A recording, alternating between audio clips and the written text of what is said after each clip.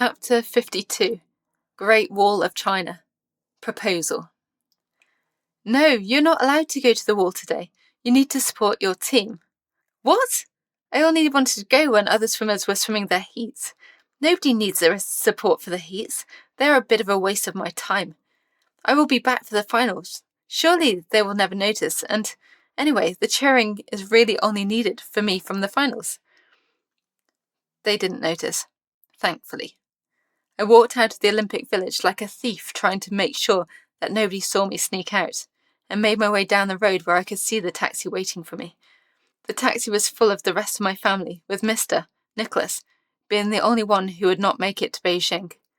We set off to the Great Wall, one of the great wonders of the world. I could not wait, and I was so excited. We all were. The chatting was incredible as we drove up to the queue for the entry to the wall. Adrian clasped my hand, and we walked together to the queue. Christy started giggling as she pulled Paul's sun hat over his eyes. This caused an inevitable play fight which amused us all.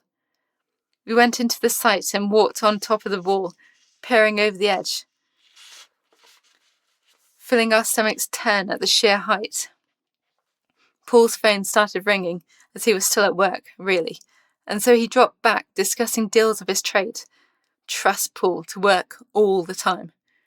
Adrian seemed a little edgy and asked a few times what Paul was doing. Work, I said. He has to make money somehow.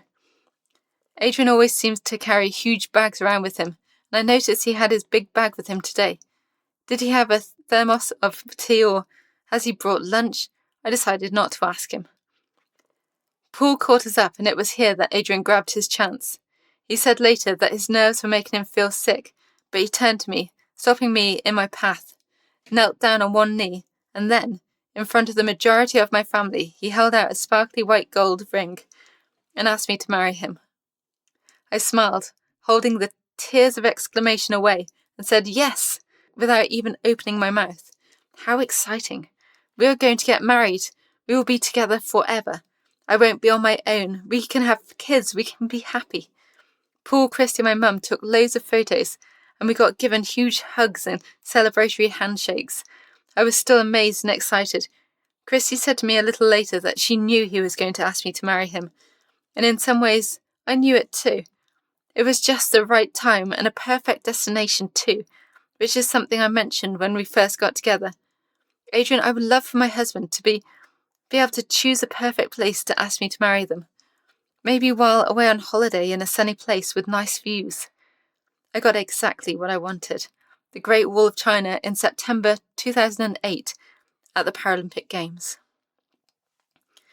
Adrian told me later that he had already asked my dad if he could have his permission to marry me. I think my mum wanted to be asked too, as she was such a great support when the MS struck. Adrian and I asked my mum to be our wedding planner, as I knew she would love this job. There was only one issue on that day, and that was how do we get down off this 1,000-foot wall. The answer was to sit down on your bum and slide down a slide. Paul and Chrissy excitedly flew down at 100 miles per hour, and then Mum went at her speed, which was closer to that of a snail. When I caught her up, I had to put both feet down and stop while I waited for her to move a little bit more. Going back to the Paralympic Village, I had a smile plastered on my face, and I wasn't surprised when people asked what the matter was. I showed off my ring, and we discussed where I was going to get married. It didn't matter right then, I thought. It was an exciting thing to concentrate on later.